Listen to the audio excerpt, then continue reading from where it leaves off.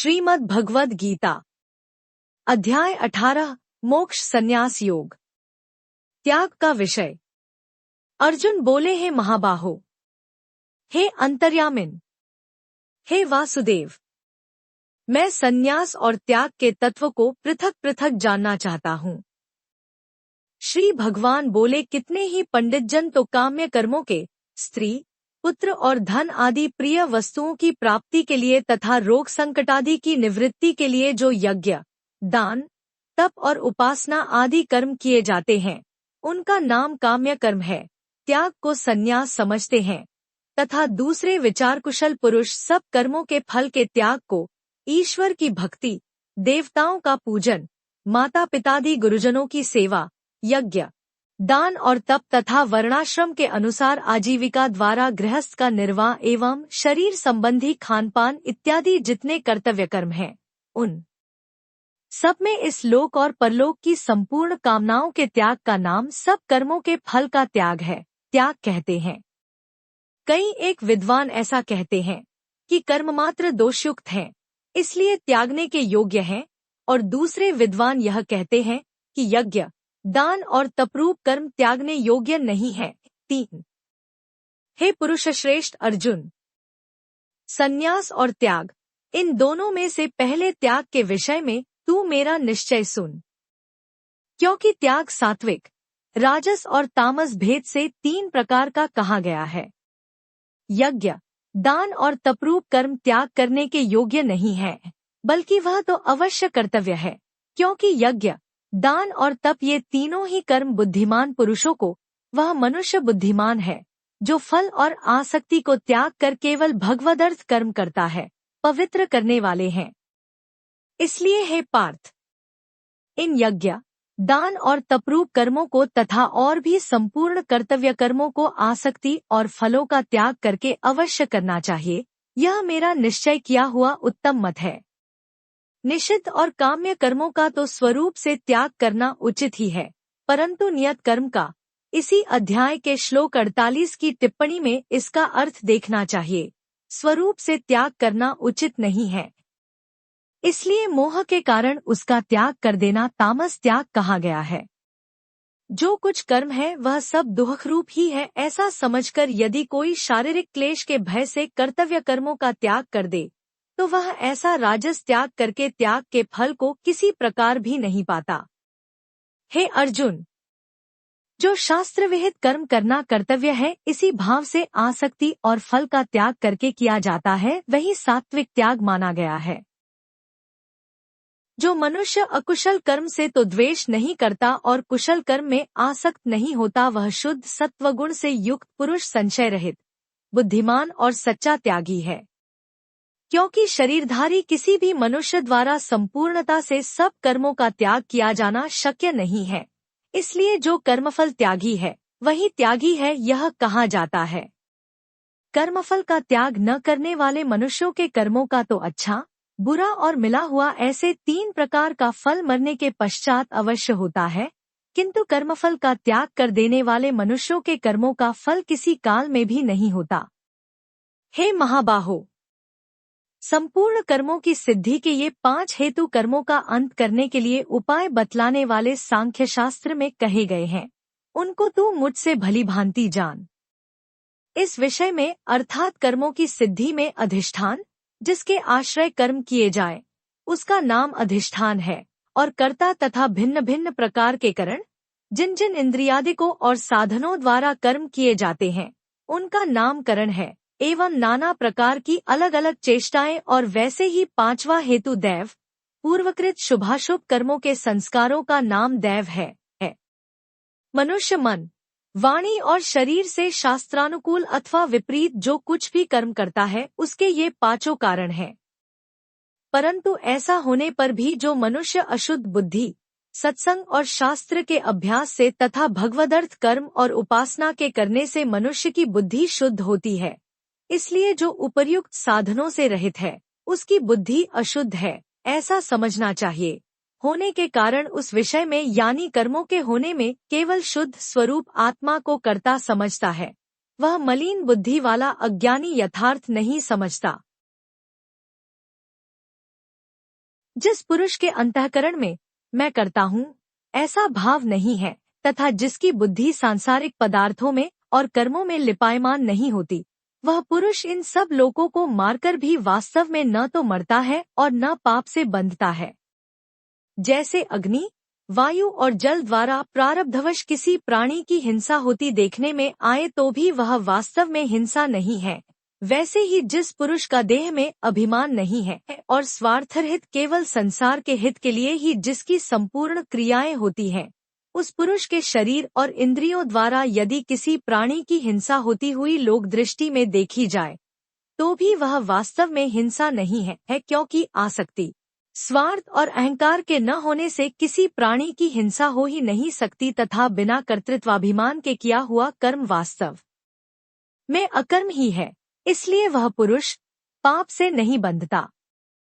ज्ञाता, जानने वाले का नाम ज्ञाता है। ज्ञान जिसके द्वारा जाना जाए उसका नाम ज्ञान है और ज्ञेय जानने में आने वाली वस्तु का नाम ज्ञेय है। ये तीनों प्रकार की कर्म प्रेरणा है और कर्ता, कर्म करने वाले का नाम कर्ता है। करण जिन साधनों से कर्म किया जाए उनका नाम करण है तथा क्रिया करने का नाम क्रिया है। ये तीनों प्रकार का कर्म संग्रह है। गुणों की संख्या करने वाले शास्त्र में ज्ञान और कर्म तथा कर्ता गुणों के भेद से तीन तीन प्रकार के ही कहे गए हैं, उनको भी तुम मुझसे भली भांति सुन। जिस ज्ञान से मनुष्य पृथक पृथक सब भूतों में एक अविनाशी परमात्मा भाव को विभागरहित संभाव से स्थित देखता है, उस ज्ञान को तू सात्विक जान। किंतु जो ज्ञान अर्थात जिस ज्ञान के द्वारा मनुष्य संपूर्ण भूतों में भिन्न भिन्न प्रकार के नाना भावों को अलग अलग जानता है, उस ज्ञान को तू राजस जान। परंतु जो ज्ञान एक कार्यरूप शरीर में ही संपूर्ण के सदृश आसक्त है तथा जो बिना युक्ति वाला, तात्विक अर्थ से रहित और तुच्छ है, वह तामस कहा गया है। जो कर्म शास्त्र विधि से नियत किया हुआ और कर्तापन के अभिमान से रहित हो तथा फल न चाहने वाले पुरुष द्वारा बिना रागद्वेष के किया गया हो, वह सात्विक कहा जाता है। परंतु जो कर्म बहुत परिश्रम से युक्त होता है तथा भोगों को चाहने वाले पुरुष द्वारा या अहंकारयुक्त पुरुष द्वारा किया जाता है, वह कर्म राजस कहा गया है। जो कर्म परिणाम, हानि, हिंसा और सामर्थ्य को न विचार कर केवल अज्ञान से आरंभ किया जाता है, वह तामस कहा जाता है। जो कर्ता संगरहित, अहंकार के वचन न बोलने वाला, धैर्य और उत्साह से युक्त तथा कार्य के सिद्ध होने और न होने में हर शोकादि विकारों से रहित है, वह सात्विक कहा जाता है। जो कर्ता आसक्ति से युक्त कर्मों के फल को चाहने वाला और लोभी है तथा दूसरों को कष्ट देने के स्वभाव वाला, अशुद्धाचारी और हर्षशोक से लिप्त है, वह राजस कहा गया है। जो कर्ता अयुक्त, शिक्षा से रहित घमंडी, धूर्त और दूसरों की जीविका का नाश करने वाला तथा शोक करने वाला, आलसी और दीर्घसूत्री उसको कहा जाता है कि जो थोड़े काल में होने लायक साधारण कार्य को भी फिर कर लेंगे, ऐसी आशा से बहुत काल तक नहीं पूरा करता है, वह तामस कहा जाता है। हे धनंजय, अब तू बुद्धि का और धृति का भी गुणों के अनुसार तीन प्रकार का भेद मेरे द्वारा संपूर्णता से विभागपूर्वक कहा जाने वाला सुन।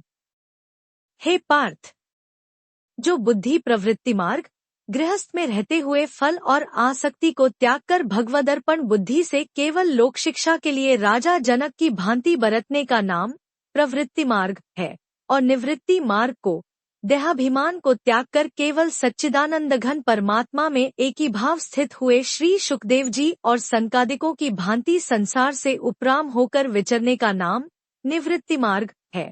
कर्तव्य और अकर्तव्य को, भय और अभय को तथा बंधन और मोक्ष को यथार्थ जानती है, वह बुद्धि सात्विकी है।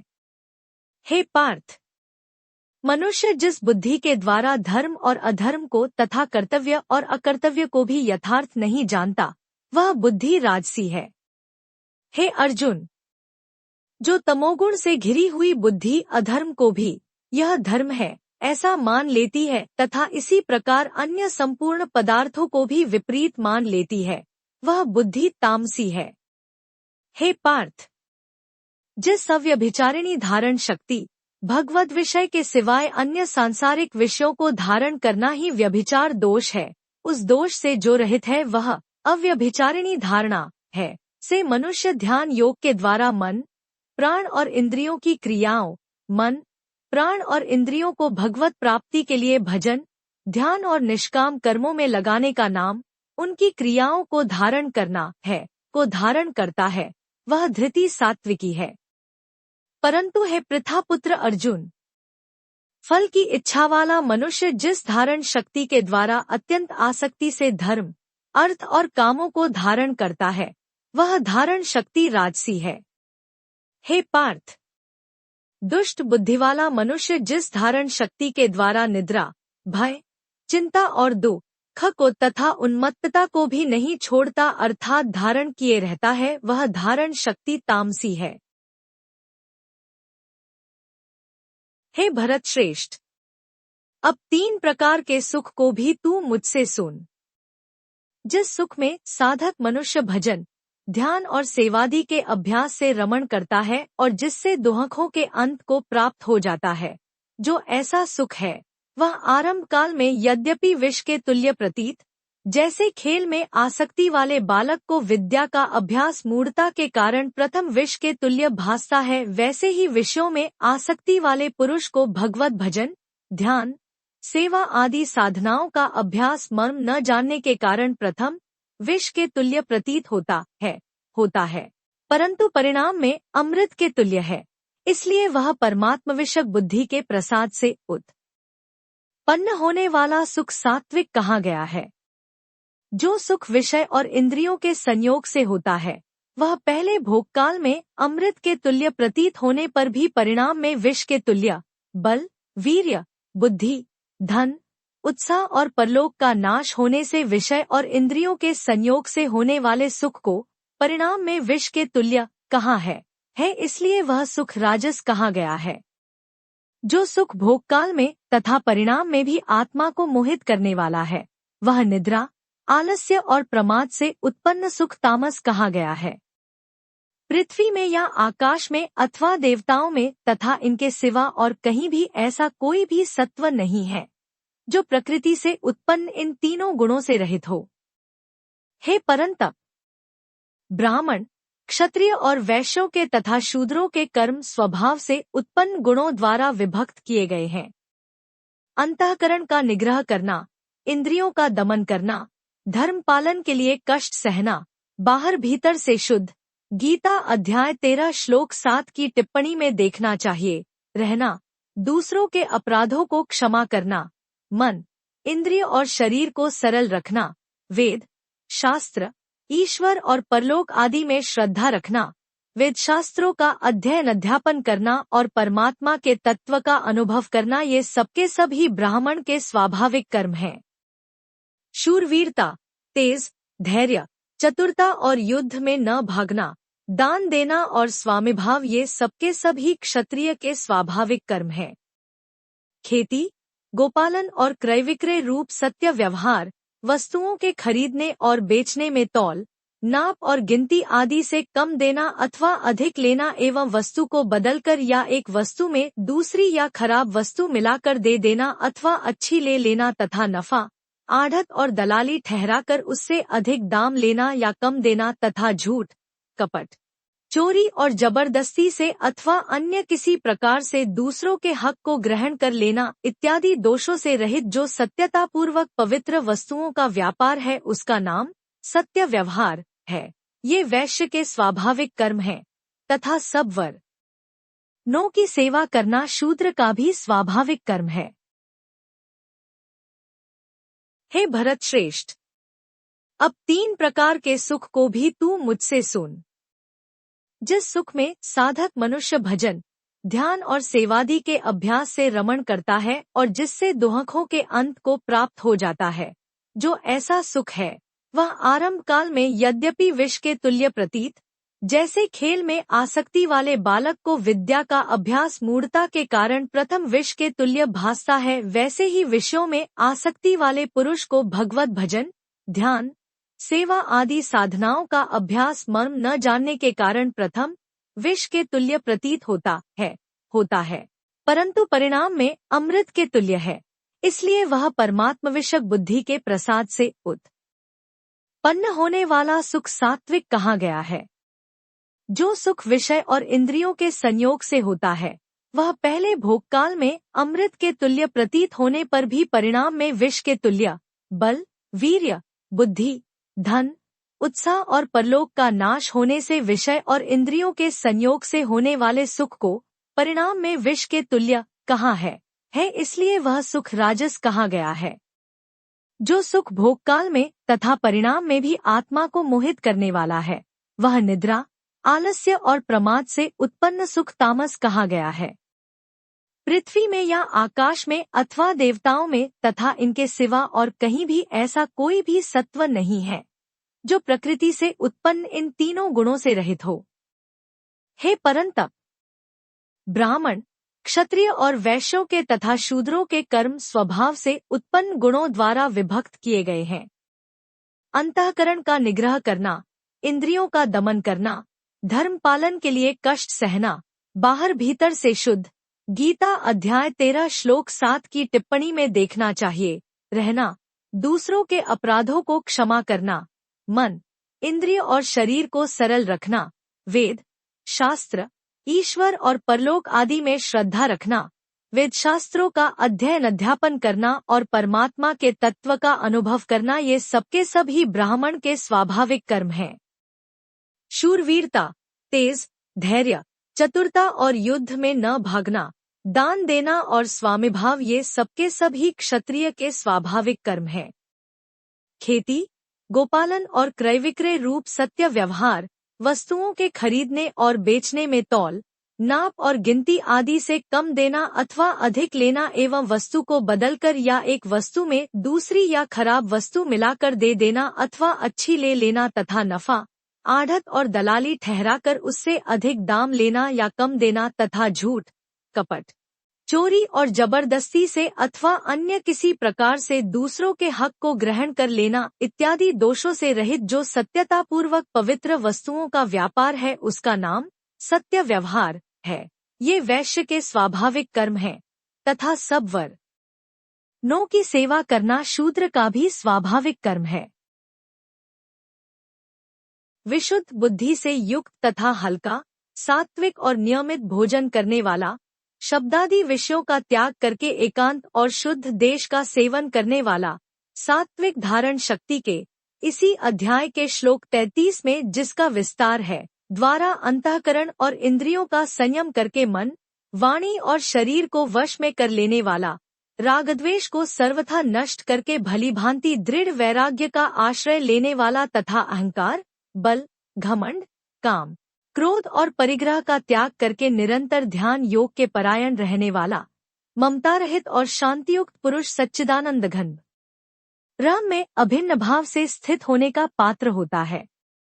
फिर वह सच्चिदानंद घन ब्रह्मा में एक ही भाव से स्थित प्रसन्न मन वाला योगी न तो किसी के लिए शोक करता है और न किसी की आकांक्षा ही करता है। ऐसा समस्त प्राणियों में संभाव वाला गीता अध्याय 6 श्लोक 29 में देखना चाहिए। योगी मेरी पराभक्ति को, जो तत्व ज्ञान की पराकाष्ठा है तथा जिसको प्राप्त होकर और कुछ जानना बाकी नहीं रहता, वही यहाँ पराभक्ति, ज्ञान की परानिष्ठा, परम नैष्कर्म्य सिद्धि और परम सिद्धि इत्यादि नामों से कही गई है, प्राप्त हो जाता है। उस पराभक्ति के द्वारा वह मुझ परमात्मा को, मैं जो हूँ और जितना हूँ, ठीक वैसा का वैसा तत्व से जान लेता है तथा उस भक्ति से मुझको तत्व से जानकर तत्काल ही मुझ में प्रविष्ट हो जाता है। मेरे परायण हुआ कर्मयोगी तो संपूर्ण कर्मों को सदा करता हुआ भी मेरी कृपा से सनातन अविनाशी परमपद को प्राप्त हो जाता है।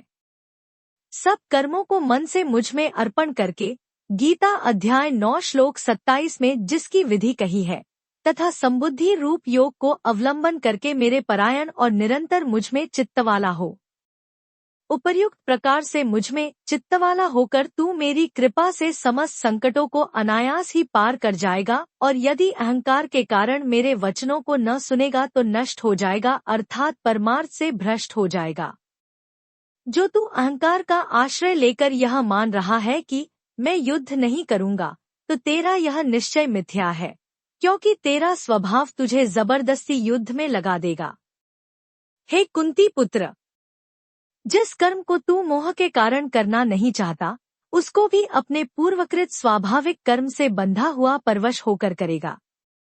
हे अर्जुन, शरीर रूप यंत्र में आरूढ़ हुए संपूर्ण प्राणियों को अंतर्यामी परमेश्वर अपनी माया से उनके कर्मों के अनुसार भ्रमण कराता हुआ सब प्राणियों के हृदय में स्थित है।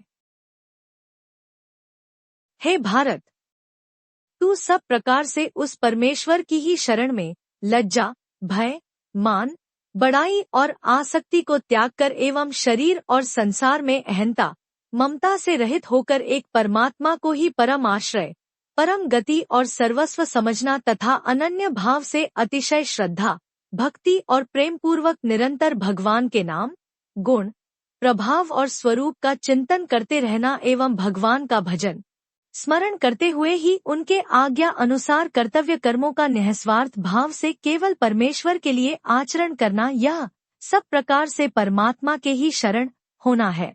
जा, उस परमात्मा की कृपा से ही तू परम शांति को तथा सनातन परमधाम को प्राप्त होगा। इस प्रकार यह गोपनीय से भी अति गोपनीय ज्ञान मैंने तुमसे कह दिया।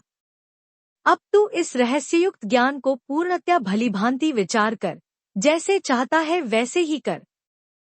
संपूर्ण गोपनीयों से अति गोपनीय मेरे परम रहस्ययुक्त वचन को तू फिर भी सुन। तू मेरा अतिशय प्रिय है, इससे यह परम हितकारक वचन मैं तुझसे कहूंगा। हे अर्जुन, तू मुझ में मनवाला हो, मेरा भक्त बन, मेरा पूजन करने वाला हो और मुझको प्रणाम कर। ऐसा करने से तू मुझे ही प्राप्त होगा, यह मैं तुझसे सत्य प्रतिज्ञा करता हूँ, क्योंकि तू मेरा अत्यंत प्रिय है। संपूर्ण धर्मों को अर्थात संपूर्ण कर्तव्य कर्मों को मुझ में त्याग कर तू केवल एक मुझ सर्वशक्तिमान, सर्वाधार परमेश्वर की ही शरण, इसी अध्याय के श्लोक 62 की टिप्पणी में शरण का भाव देखना चाहिए। मैं आ जा, मैं तुझे संपूर्ण पापों से मुक्त कर दूंगा, तू शोक मत कर। तुझे यह गीत रूप रहस्यमय उपदेश किसी भी काल में न तो तपरहित मनुष्य से कहना चाहिए, न भक्ति, वेद, शास्त्र और परमेश्वर तथा महात्मा और गुरुजनों में श्रद्धा, प्रेम और पूज्य भाव का नाम भक्ति है रहित से, और न बिना सुनने की इच्छा वाले से ही कहना चाहिए, तथा जो मुझ में दोष दृष्टि रखता है उससे तो कभी भी नहीं कहना चाहिए। जो पुरुष मुझ में परम प्रेम करके इस परम रहस्ययुक्त गीता शास्त्र को मेरे भक्तों में कहेगा, वह मुझको ही प्राप्त होगा, इसमें कोई संदेह नहीं है। उससे बढ़कर मेरा प्रिय कार्य करने वाला मनुष्यों में कोई भी नहीं है, तथा पृथ्वी भर में उससे बढ़कर मेरा प्रिय दूसरा कोई भविष्य में होगा भी नहीं। जो पुरुष इस धर्ममय हम दोनों के संवाद रूप गीता शास्त्र को पढ़ेगा, उसके द्वारा भी मैं ज्ञानयज्ञ गीता अध्याय 4 श्लोक 33 का अर्थ देखना चाहिए से पूजित होऊंगा, ऐसा मेरा मत है। मनुष्य श्रद्धायुक्त और दोषदृष्टि से रहित होकर इस गीता शास्त्र का श्रवण भी करेगा, वह भी पापों से मुक्त होकर उत्तम कर्म करने वालों के श्रेष्ठ लोकों को प्राप्त होगा। हे पार्थ, क्या इस गीता शास्त्र को तूने एकाग्र चित्त से श्रवण किया? और हे धनंजय, क्या तेरा अज्ञान जनित मोह नष्ट हो गया?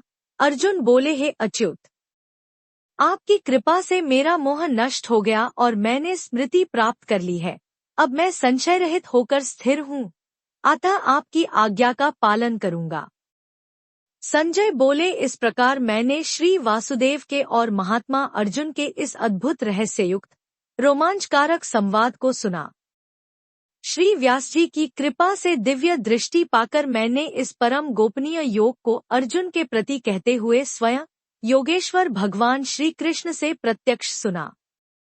हे राजन, भगवान श्री कृष्ण और अर्जुन के इस रहस्ययुक्त कल्याणकारक और अद्भुत संवाद को पुनः पुनः स्मरण करके मैं बार बार हर्षित हो रहा हूँ। हे राजन, श्रीहरि, जिसका स्मरण करने से पापों का नाश होता है, उसका नाम हरि है। के उस अत्यंत विलक्षण रूप को भी पुनः पुनः स्मरण करके मेरे चित्त में महान आश्चर्य होता है और मैं बार बार हर्षित हो रहा हूँ।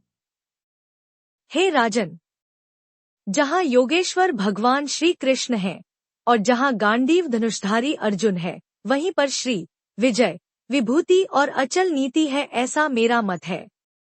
तत्सदिति श्रीमद्भगवद्गीतासु उपनिषत्सु ब्रह्म विद्यायां योगशास्त्रे श्री कृष्णार्जुन संवादे मोक्ष संन्यास योगो नामाष्टादशोऽध्यायः 18।